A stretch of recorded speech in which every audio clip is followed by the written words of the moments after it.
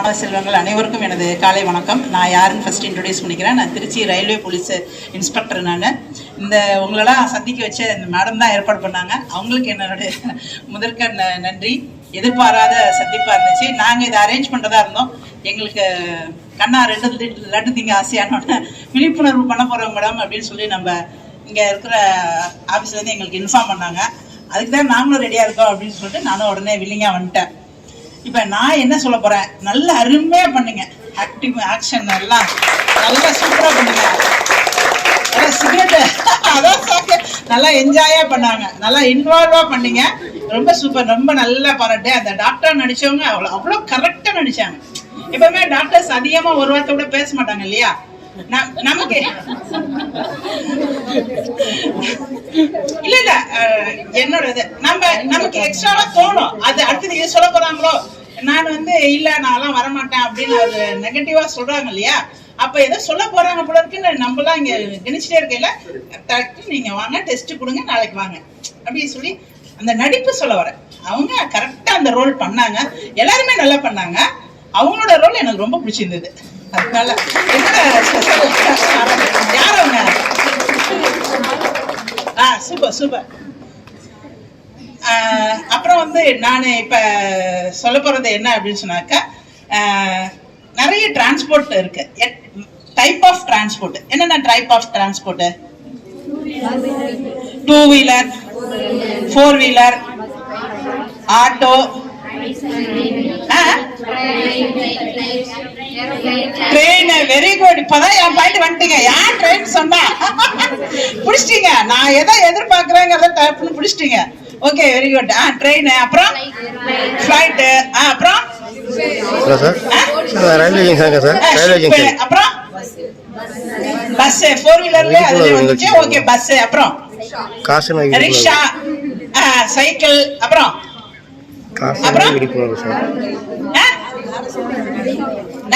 Very good. உங்களுக்கு ஒரு clap.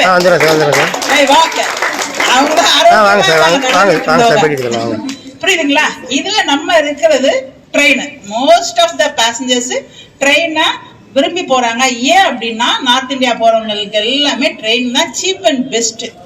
ரொம்ப சீப்பாகவும் பெஸ்டாகவும் சேஃப்டியாகவும் இருக்கும். அப்படிங்கிறது தான் ட்ரெயினை நிறைய பேசஞ்சர்ஸ் ப்ரிஃபரா பண்ணி போறாங்க. அதுல டிக்கெட் கிடைக்கிறதுக்கு ரொம்ப கஷ்டப்படுறாங்க. தக்கல்னு அது இது அப்படின்லாம் சொல்லிட்டு. இந்த இதுல என்னென்ன நம்ம சேஃப்டி மெஷர்ஸ் நாங்க எடுத்துருக்கிறோம் அப்படிங்கிறத உங்களுக்கு சொல்றதுக்காக தான் வந்திருக்கிறோம். இப்ப ரயில்வே ட்ராக்ல நம்ம ரோட்ல கிராஸ் பண்ணி ஒரு ஆக்சிடென்ட் ஆயிடுச்சுன்னு வச்சுக்கோங்க, யார் மேல கேஸ் போடுறோம்? யார் ஆக்சிடென்ட் பண்ணாங்களோ வண்டி மேல கிராஸ் பண்ணோம். இப்ப தண்டவாளத்தை கிராஸ் பண்ணா ஒரு ஆக்சிடென்ட் ஆயிடுச்சு, இறந்துட்டாங்கன்னா தண்டவாளம் ட்ரெயின் மேல கேஸ் போடுறோமா? போறது இல்ல. ஏன்? அதானே ரூலா இருக்கணும். இது one of the transport vehicle, அவ்வளவுதானே. ட்ரெயின் ரோட்ல கிராஸ் பண்ணா லாரி டிரைவர் மேல கேஸ் போடுறோம். ட்ரெயின் தண்டவாளத்தை தான் கிராஸ் பண்ண, என் வீட்டு பக்கத்துல ட்ரெயின் இருக்கு, அதை கிராஸ் பண்ண. ட்ரெயின் எல்பி பையன் லோக்கோ பைலட் மேல கேஸ் போடுறது இல்லையா? ஸ்டாப் பண்ண முடியாதா?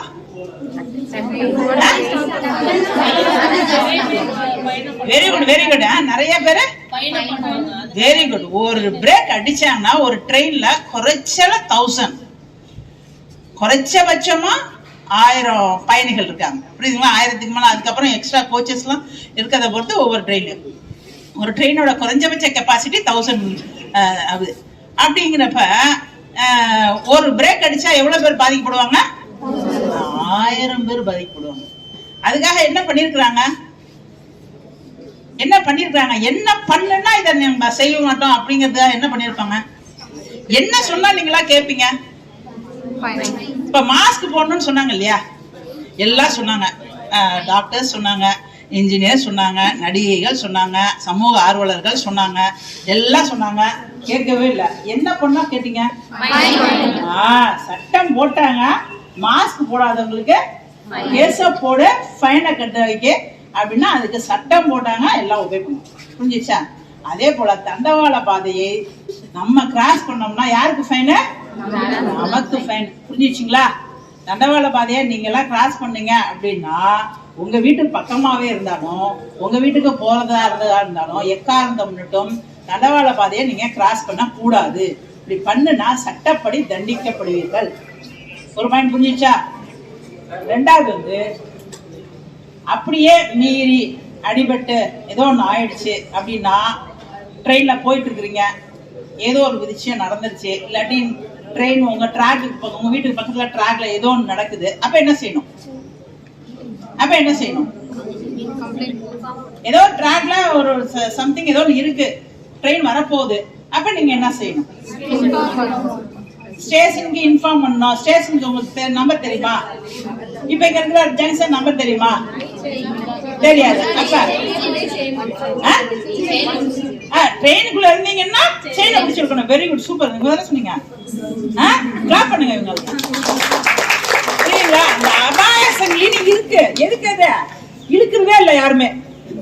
எப்பேற்பட்ட அபாயமா இருந்தாலும் அபாய சங்கிலி அழுக்குதானே இருக்கு, ஆனா இழுக்கிறதே இல்லை. அதெல்லாம் பிடிச்சி இழுக்கணும். சரி, இப்ப ட்ராக்ல என்னமா தேவையில்லாம இழுத்தா, தேவையில்லாம வந்தோட செக் பண்ணுவாங்க. எந்த கோச்ல அந்த அபாய சங்கிலி இழுத்தாங்கன்னு கண்டுபிடிச்சிருவாங்க. கண்டுபிடிச்சோன்னா அந்த கோச்சில் வந்து ஏன் இழுத்தாங்கன்னு ரீசனபிளா இருந்தாங்கன்னா ஒன்றும் பிரச்சனை இல்லை, விட்டாங்க. ஒரு காலில் விட்டுட்டாரு, ஒருத்தர் பேகை விட்டாங்க, ஒருத்தவங்க இறங்க வேண்டியவங்க இறங்கல அப்படிங்கிற பக்கத்துல ஓகே அப்படின்னு சொல்லிட்டு அவங்களை இறக்கி விட்டுட்டு அடுத்தது போவாங்க. சிலர் வந்து ஸ்டேஷன்ல இறங்கணும்னு வந்துட்டு மறந்துடுவாங்க, தூங்கிடுவாங்க. அந்த மூவாயிரம் தான் ஞாபகம் வரும். அப்போ அவங்க செயினை பிடிச்சி இழுத்து நிப்பாட்டி இறங்கலாம். அதெல்லாம் ஒன்றும் பிரச்சனை கிடையாது. தேவையில்லாம இருக்குதான்னு பாக்குறேன் அப்படின்னு டெஸ்ட் பண்றப்பதான் அவங்களுக்கு வந்து இது வரும். ஓகே, கேள்விக்கு வருவோம். இப்ப ஒண்ணு நடக்குது, ஏதோ ஒண்ணு நடக்குது, அப்ப என்ன செய்வீங்க? யாருக்கு போன் பண்ணுவீங்க? போலீஸ்க்கு. போலீஸ் என்ன நம்பரு? வெரி குட், 100க்கு போன் பண்ணலாம். புரியுதுங்களா? அடுத்ததுதான் இந்த நம்பர் தெரியலங்கிறத உங்களுக்கு சொல்றேன். 139 என்ன நம்பரு? 139. புரியுதுங்களா?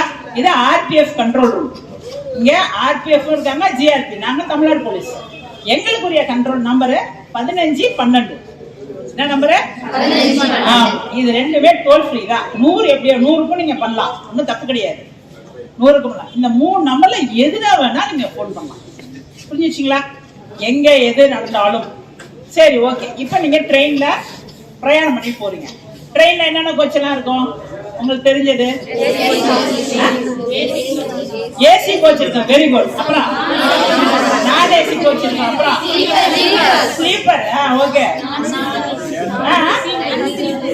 அன்ரிசர்வ்ட் கோச் இருக்கும். அப்புறம்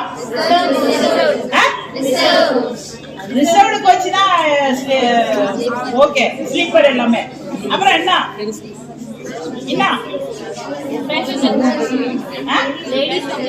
லேடிஸ்க்காக லேடிஸ் கம்பார்ட்மெண்ட் தனியா ரியர்ல இருக்கு. புரியுதுங்களா? ட்ரெயின் ரியர்ல கார்டு இருப்பாங்க இல்லையா, அவங்களுக்கு முன்னாடி கோச் லேடிஸ் கோச்.